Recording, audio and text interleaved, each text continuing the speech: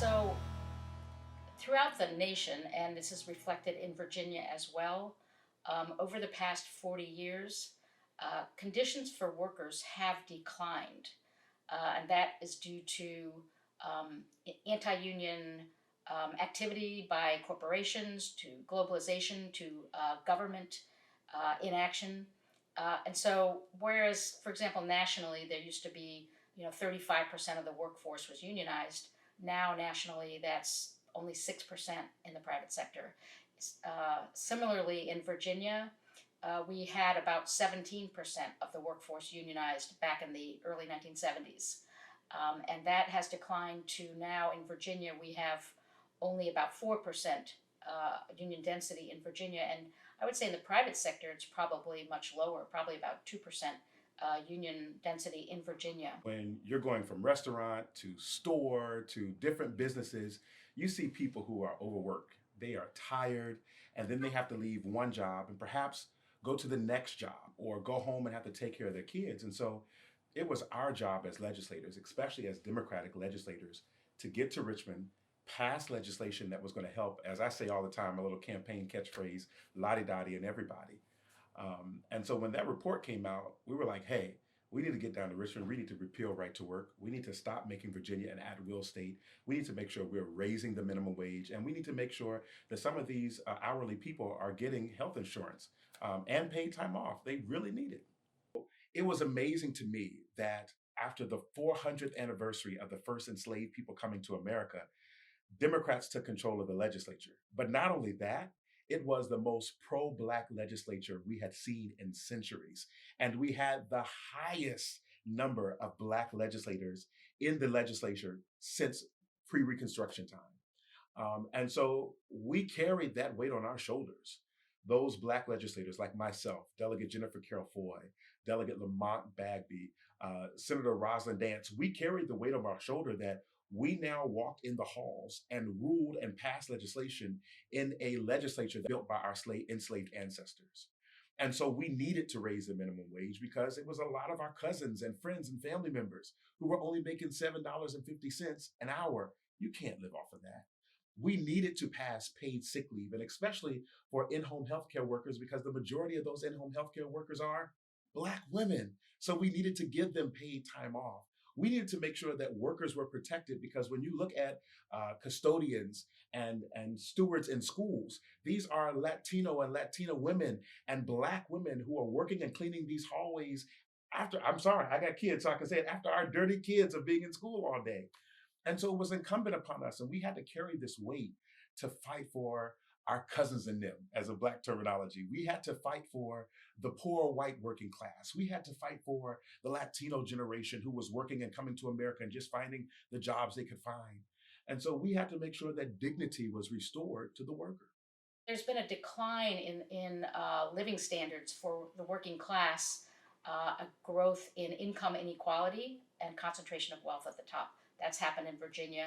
The majority of Virginians live paycheck to paycheck and are struggling, whereas the rich have gotten richer through all of these decades, through all of the development that's occurred, all the wealth that's been created. It's gone to the top, and in large part, that's connected to the decline in unions. I've been a union organizer for the last 21 years. In my experience, the state of Virginia is very similar to other states. We always talk about the cost of living in New York, for instance. The cost of living is higher, so the wages are higher. But in my experience, it's all about the same. And Virginia compares to some of the others. It's all the working conditions of people that have no contract, no union. The South, because of the lack of education, is where we are. In the South, we do the exact same jobs. The Fortune 500 companies are the same companies that work out of other states, and they come over here because of cheap labor. The new generation of workers in a lot of these food service and retail jobs that are historically not that don't historically have a high union density um, are realizing that they are being taken advantage of. And at first, it starts in little ways. You're not getting paid enough. You're not getting benefits you want. and then COVID happened. And for the first time, an employer's negligence directly conflated with their life or death, essentially. And forgetting to order product or like mismanaging your schedule, those are annoying, yeah. But you'd say, oh, it's just the one store manager that's bad, or it's just this policy that's bad.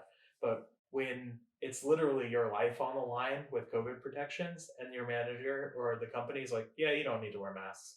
Actually, you're not allowed to wear masks because it ruins the customer's experience. Then it really shows you why um, that employers really could care less. And that has, I think, a lot to do with the explosion of organized labor in specifically southern states like Virginia that don't have very high union density. There's a lot of opportunity to organize there.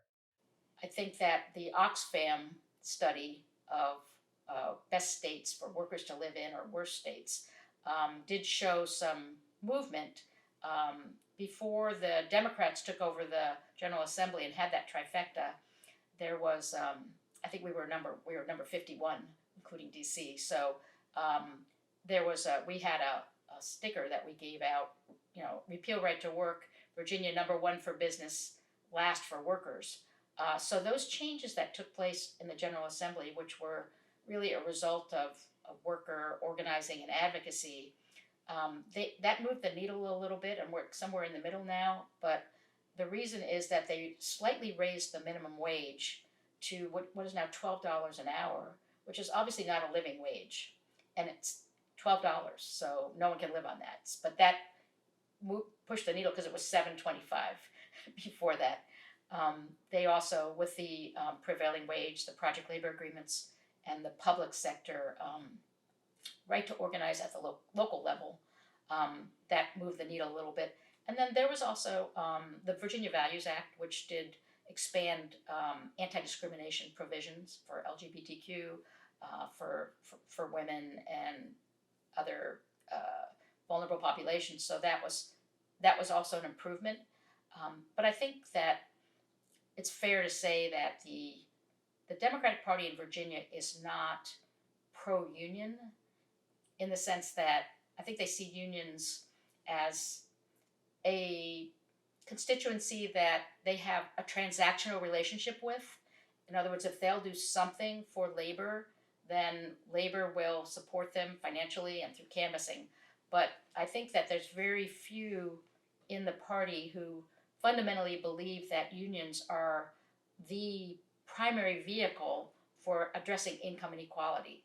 To the extent that they care about economic and racial justice, they should be wanting to repeal the right to work law. I think we still have a ways to go as it relates to improving labor rights for Virginians. One of the things that I think is absolutely necessary is that collective bargaining. While I know some localities get weary about it, collective bargaining needs to be something that all public workers should be able to do. They should be able to unionize. I also want to see paid time off for all hourly workers. We're working. It's an incremental step that we have to get to. I want to get there yesterday, but we understand how coalition building works and different groups work in Virginia. I also think that it's integral for businesses to allow a lot of their workers to remain working from home. And I mean, there's so much more. I don't proclaim to be an expert on everything, but there are some other great legislators like Delegate Paul Krizak from Northern Virginia, Delegate Elizabeth Guzman, who have some amazing ideas as relates to labor and workforce development. And I want to see that. I want to be able to see students who graduate from high school and maybe they find out college is not for them. Cool. You don't have to go to college, but let's get you into a technical or trade training program or IT program, get you trained for a couple of months, and then send you straight into the workforce so that you're able to make $80K or more a year. And we need that. We are in desperate need of workers for this region. And we can push them out and craft them rather from college or right out of high school too. The right to work state, we also refer to right to work for less. And that's what most of us union people say, is because a lot of people don't understand that when they changed these laws and made it right to work state, is that now instead of workers that are in a union paying their fair share, now they don't have to pay anything. And those are the things that really help organizers, that help the international to be able to train people up, to be able to hire the attorneys, to have someone like myself, an organizer, to be able to move around, to be able to talk to members and potential members to get them in. And so the right to work law, I think, is just very important as a detriment to worker organizing in the state. Um, it's a symbol more than anything else. Not many people really know what it means, and it means different things to different people. But what it stands for is the concept that Virginia is a so called right to work state, which means that it's an anti worker state, it's an anti union state. So almost every day, some worker will say to me, well, I don't think we can do that because it's a right to work state. And it won't have anything to do with actual right to work legislation. It's just that Virginia is not a state that welcomes unions or allows unions. So on right to work, I take my cue from the Reverend Dr. Martin Luther King. He had a powerful quote where, in essence, and I'm paraphrasing, that he said, "Don't be misled by the ill-named right to work laws. These laws were crafted to prevent people from unionizing, to prevent the dignity of the worker." And Martin Luther King is famous for supporting unions. And he stated during the civil rights movement that in unions, that's the place where it doesn't matter if you're black, white, woman, poor, or what. Everyone's a part of the union. Everyone's there together. And so these right to work laws have been ingrained in the DNA of Virginia for so long that when we scream and say, hey, it's time to repeal right to work, every business owner, every business leader jumps up and say, no, that's going to, it's going to impact us for the negative. And I remember having a meeting with a few members of the Fredericksburg Chamber of Commerce. And I said to them, I said, hey, your business is not unionized. You don't have any unions or the possibility of being unionized. How would it impact you if we repeal right to work? Well, we just think it's bad for business. And so it's starting to show that it's not going to impact these businesses, as the right to work headquarters is in Northern Virginia. They have been misleading businesses, misleading people this entire time. And what I think is even more sad, that when a business or a organization can mislead people so much that the people don't even realize they're fighting against themselves when they stand up for a particular organization. We should have led the nation by repealing right to work when we had the Democratic trifecta, and Michigan beat us to it. I don't know if I see it being repealed under the Youngkin administration, but if we get a Democratic governor next in the next couple of years, I believe it's something that we need to strongly push for. And for the dignity of our working class citizens here in the Commonwealth, for the dignity of labor and all working class citizens, it needs to be repealed. The right to work law is part of the Jim Crow era legislation. It was adopted in the 1940s. The person, Vance Muse, who was lobbying for it, was a white supremacist. And his basic talking point was, you don't want your white family members to be in organizations with black people. Very, very racist.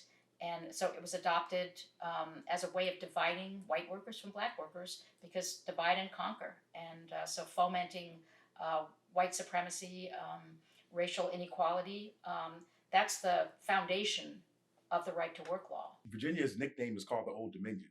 It's not called Old Dominion by happenstance. I used to be a student at Liberty University, and smack dab in the middle of the campus is this wonderful, nice little cottage that Jerry Falwell Sr. would use as his office. And when you walk by, it has a little historical marker and it says the Carter Glass Mansion. And I never knew who the heck Carter Glass was until I started getting involved in politics.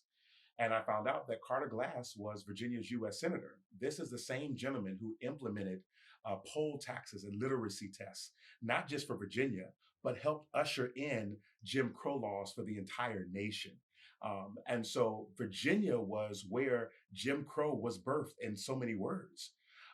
And so when you look at how Black Virginians were treated, I was just talking to my grandmother. She suffers with dementia, but she told me the first time she went to go vote was when she was 35 years old.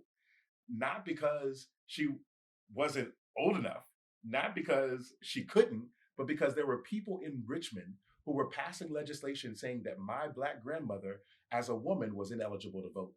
Then the South isn't a lost cause. You need to organize around the things that matter to people in the South. Um, and they need to understand how right to work interacts with all of that. And, these backwards laws that make it hard on us. But even with these laws, we can still organize our workplaces and do it successfully. Usually, the first step is really just getting a core group, we'll say a committee, getting a committee together and explaining to that committee, um, so that the committee can understand what's going on and so that they can explain it to their coworkers. And we'll say that because if I'm one of the few organizers and there's a unit of, we'll say, 70 or 80 people, it may take me a while to get to the 70 or 80 people, or even a simple majority, which would be around 38 people, to where if you're training and teaching up the committee, they can go in with that message. So the steps in organizing, the general steps to most models in organizing, is to agitate, educate, inoculate, organize. And with those steps, there's certain things that we do amongst all of those steps. And one of the key things is to being able to agitate the worker. And when we say agitate, then that is like, for instance, if there was 3 things in your workplace that you could change, what would they be? Most people that have worked in a place for a period of time, if there's 3 things that they can change, they will give you 2 or 3 things that they would like to see changed. Now, if they answer that question, then you would say, well, how can you make those changes? Because you cannot make those changes just by yourself.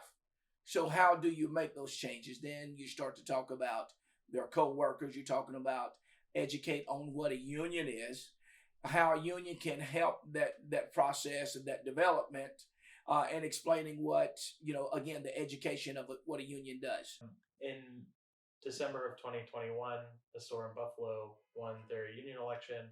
I watched labor really closely, so I wanted to see if it was a one-shop thing or a movement. And once 5 stores filed, I reached out to Starbucks Workers United and asked, how do I organize my shop? Who do I have to talk to organize my shop? Um, Within 48 hours, I was on an intake call with Virginia Diamond and some Buffalo partners, and they said, this is going to be scary, but what we can guarantee you is if you win your union election, you get a seat at the bargaining table, and you're going to be able to negotiate your contract for your store about things you care about. And the next day, I went into my store and I was like, who wants a union? And we had cards signed in 2 days. And that spread like wildfire across the nation. Workers just realized that they could organize, and that they work for a billionaire who could be paying them living wages, who could be giving them accessible benefits, and that they wanted to have a say in their working conditions. They worked through the pandemic. They were subject to getting sick, risking their lives. They were not compensated fairly for that. Being told that they had direct influence over fixing the issues that they had day to day at work is a no-brainer for them to sign up. We ended up, at the time, Starbucks was litigating literally every step of the way. So we ended up having a hearing because Starbucks was saying things like, the store isn't an appropriate size bargaining unit. Only the district-wide vote would be feasible. So we went to an NLRB hearing over that, and Starbucks lost. They lost every single time, but they kept trying. And then we waited 7 months while Starbucks litigated the validity of our right to have a union election in our shop, and we finally got it. That was in February when we filed.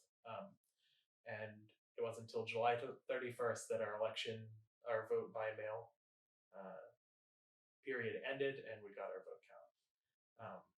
We won 7-6. And it was very close because the entire time that we were organizing leading up to that election, Starbucks really targeted and harassed union employees, even going to the extent of firing me the day before our election period started. So Starbucks is the number one labor law violator in American history. I think at this point there's well over 1,000 NLRB charges of firings, closing stores, cutting benefits, and the NLRB is not going to save this campaign, but the workers are never going to give up. And I think it's just incumbent upon all of us to support those workers. And we can't let this generation be crushed. We have to. Someone said to me, there's 10 million union members out there. So we have to go to the Starbucks workers and say, we are not going to let this happen to you. We will force this company to stop its union busting. So I was fired for not living the mission and values of Starbucks. So very loose language there. I got in contact with the Workers United lawyer, gave them a statement about what had happened and all the harassment that I had faced leading up to my termination. Being a partner that had worked there for 5 years with no disciplinary history at all, to get a final written warning and a termination paper within a 2-month period, and that termination paper leading up right up to or butting up against our election period. It's pretty obvious what they were doing. Met with the NLRB, they filed a complaint against Starbucks, and then it's a long 7-month wait to get a hearing. It was rescheduled multiple times. Starbucks constantly saying, well, we can't make those dates. Sorry, but we have to push it back. Giving themselves time to dig up evidence and everything that goes into these complicated court cases. And then the day before we were supposed to go to court, at like 9 p.m., they reached out and said, here's our settlement. It gives you full back pay with interest, reinstatement to your former position. And we're going to post a notice in the store saying we're not going to harass people, we're not going to interfere with union activity, and explain the settlement as well, that we're reinstating Tyler Hoffman on this date with full back pay, and all of his disciplinary action or disciplinary paperwork in his file is gone, and he's going to be considered as have been working that entire time that he was gone. And that had to be posted. It's still posted in the back for anyone to see. And we accepted it. I had the option, like our case was really strong. I feel very strongly that we would have easily won in court, but at the end of the day, unions and their employer have to work together and come to some mutual agreement for the benefit of the workers. So I thought that would be a good show of faith that at the end of the day, as awful as Starbucks has been this whole time, that at some point something has to give and we have to start agreeing on things. So I took the settlement. It hurt to not show Starbucks what's up in court, but happy to have my job back and be working again. So what happened is that the movement spread, and it's a generational movement. It's really basically Gen Z, although we call them Gen U, Generation Union. There's now 285 stores that have unionized at Starbucks. We have 7 here in Richmond, Farmville, Roanoke, Newport News. Up in Northern Virginia, we have Sterling, Ashland, Falls Church, Arlington, and Leesburg. And there's people calling every day wanting to join. And they have engaged in many strikes. They're mobilizing, they're growing, they're never going to give up. And I'm quite certain that a lot of the organizing that's now taking place in the service sector was inspired by this movement. So REI, Trader Joe's, even some of the Amazon warehouse organizing, all of this organizing that's going on, it's generational. And I think that this generation of young workers will rebuild the labor movement. I think that what they have recognized is that they're the first generation that will have a lower living standard than previous generations, and that they don't really have much hope for the future as far as economic security, as far as access to healthcare, and also they're very concerned about the planet. So what they've recognized is that giving all the power to large corporations is not only making their lives and their futures miserable, but it's also going to destroy the very planet that they're going to be living on and their children are going to be living on. So they recognize that, capitalism is out of control. It's not working. That the labor movement is actually the perfect vehicle for them to organize and get power, push back on big corporations. And so this is the generation that I've been waiting for 40 years, and I'm very excited to be working with them in the Starbucks campaign and all the other campaigns that are going on. Virginia can only go up from here. It's incumbent upon, and I stress the fact when I'm talking to people as I'm knocking on doors, letting them know that it's important to vote at every election. It's amazing how I'll knock on doors and a person who feels defeated about election, they'll walk in and they'll say, "Oh, my vote doesn't matter what I do." And I tell them this is how the system wins because you don't care about politics because it's too boring, it's too whatever. But your boss cares about politics, and that's how they keep your pay low. Your landlord cares about politics, and that's how they keep your rent high. Your insurance company cares about politics, and that's how they keep your premiums high. And so, for you to get involved at every level, from the mayor to the delegate to Congress to president, even to random dog catcher that's on the ballot, we have to get involved at every level. And so, Virginia will get better for workers if we have a pro labor legislature in place.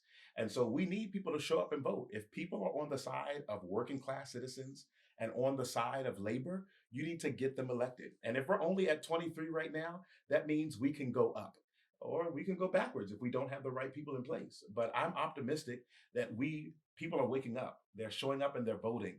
And if you're paying attention to who's representing your ideals and representing your pocketbook and your paycheck, if you want to be paid more, you want to have benefits, you want to have a better way of living, you're going to vote for the right people who are going to be fighting for you. And so Virginia can only go up from here. I think it's just been a concentrated effort on all of the unions and talking to members and potential members, and then just the different workforce. So I think it's just a concentrated effort on all of the unions coming together to organize. We need to get all of the unions and community allies together, working together to mobilize. So at Nova Labor, our primary mission is organizing. And what we're working on is building mobilization capacity so that all of our different unions that have different fights, whether it's the custodians at George Mason University or the carpenters at construction sites, at data centers, or the airport workers trying to get sick pay, that all of our different unions can mobilize and bring out thousands and thousands of people when we need them to come out. So that's one thing we need to do is labor just needs to get more militant and more engaged in direct action. I think in some ways we have devoted too much attention to electoral politics, and that has not fully paid off. So we need to get into direct action, organizing, mobilizing. I have been so astounded about the unity that I see from community organizing. The statement solidarity forever, when you are talking to union workers, when you're talking to the labor movement, I have seen groups like SEIU, AFL-CIO, CWA, all these different groups that will come together for the sake of the labor movement. Not only will they knock on doors, not only will they support candidates, but when the campaign season is over, they don't disappear. You see those same people who helped knock on doors in the halls of Congress or in the halls of the legislature saying, "Hey, we knocked on doors for you. Now we need you to pass this bill." Or, "Hey, I know that you're not for labor, but let me show you how this bill will impact the people in your community." And I've seen some of them have changed the minds of even some Republican legislators. And Republican legislators will cross over the aisle and vote with Democrats if they know it's a good deal for the people in their district. And so, as one person, it's hard to get a job done. But when you build coalition, when you build community, community means common union. When you build those things together, you can change the world absolutely. And so it's so important to be united, to have community, and to unify to get the work we need to get done for the labor rights for everyone in the Commonwealth of Virginia. Not even looking at laws and politicians and stuff. Every time I go into a Unite Here like committee meeting for Aramark workers or Starbucks workers, or I spoke at the SEIU event where they announced that they're filing, and all these workers are so smart and are so passionate about standing up for workers, and they're in it for the right reasons. And these are people that have worked in retail jobs since high school, and they know what it's like. And just based off that, there's no way that this generation of organizers in Virginia are going to let us fall back down to being the worst state for unions. Like, I have super high hopes that with things being passed or potentially passed, like the PRO Act and stuff, it'll only make it easier for us to organize labor. And I have no doubt that this younger generation of organizers is going to make waves in Virginia and the South as a whole. When I see the Virginia movement as far as organizing nationwide, it's in a good place. You have several different unions that are actually trying to organize more.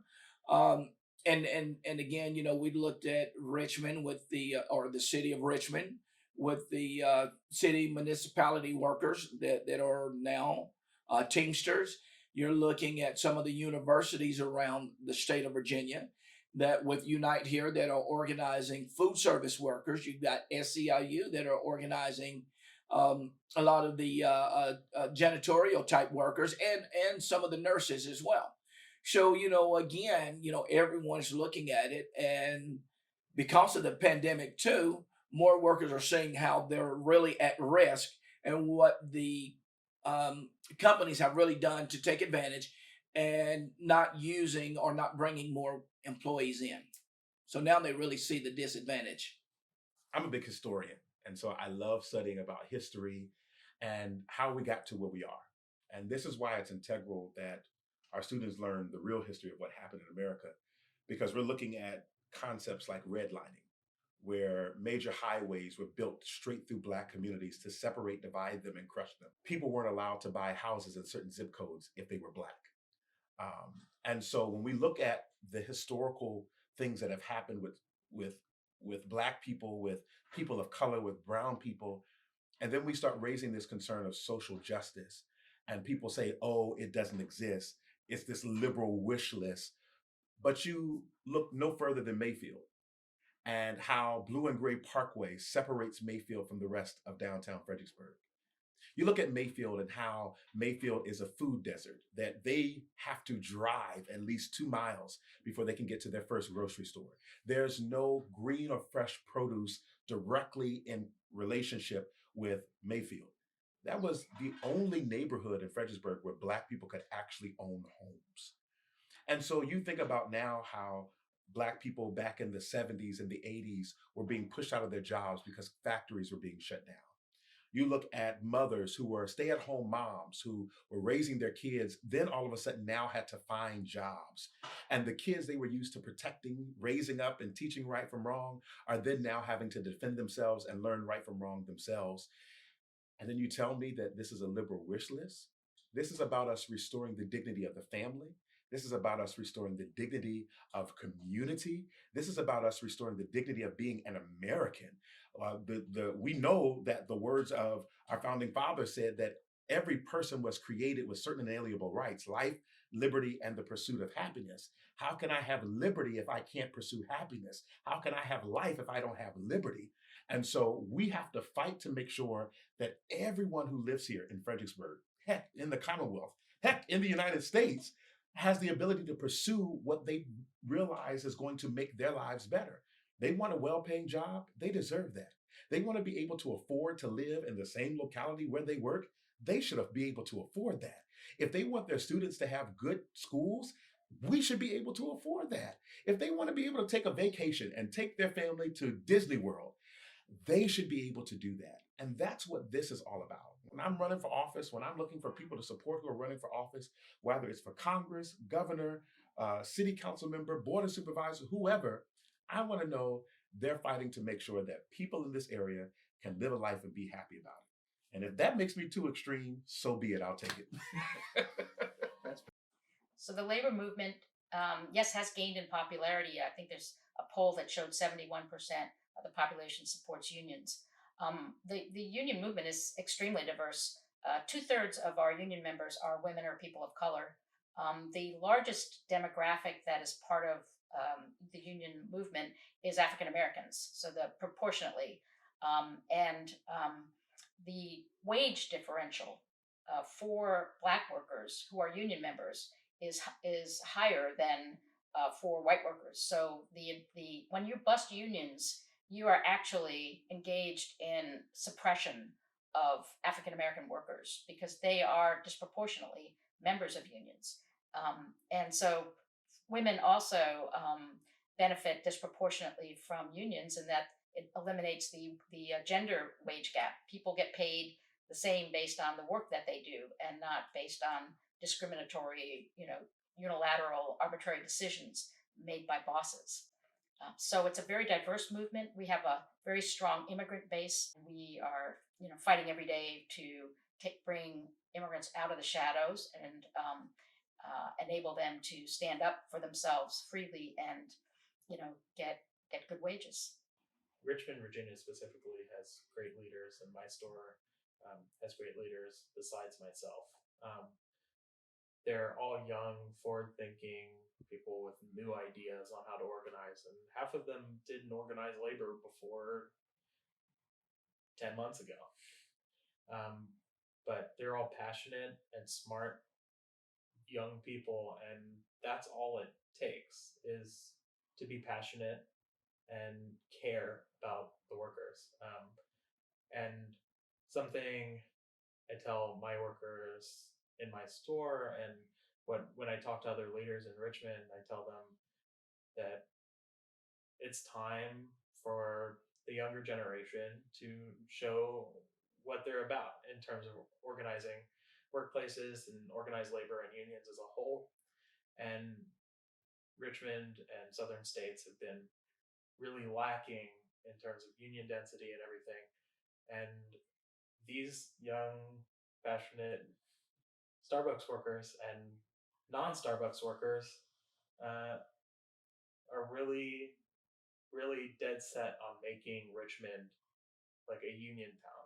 They tell people is, I want, by the time I'm done in labor, however lucky I am to be involved in labor for however long that is, by the time I leave organized labor in Virginia, I want Richmond specifically to be known as the Pittsburgh of the South, like the high density union city in the South that proves to organized labor as like Richmond City Workers has filed for their union election.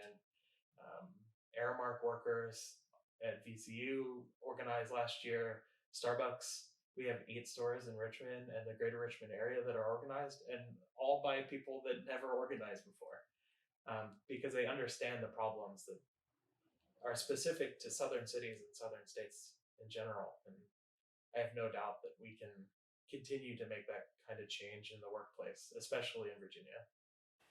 So the one thing that I have told my kids asked me when I first started organizing 21 years ago, Dad, why are you doing this? And I said to my kids, if we don't organize today, you won't have a future. We need to engage more with community groups, civil rights groups, immigrant rights groups, LGBTQ groups, and work together to improve the lives of workers in coalition, especially at the local level.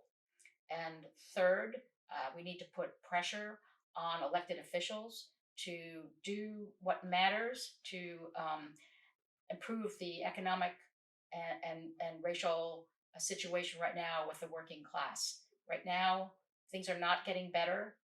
Working class wages are not going up, and it's because they need the right to organize in the private sector. So they're going to have to make a decision: which side are you on? Are they going to be working with labor and community groups, or are they going to be working just with big corporations? Right now, it's a hinge moment in history, and we're either going to go in the direction of polarization, divisiveness, hyperpartisanship, leading to potential right-wing demagogues and possibly fascism, or we're going to restore power to the working class by allowing workers to organize without being fired and harassed, discriminated against, get rid of the damn right to work law, and support workers' rights, and tell corporations that they have too much power, too much wealth concentrated, and we're going to try to recreate the middle class and save democracy.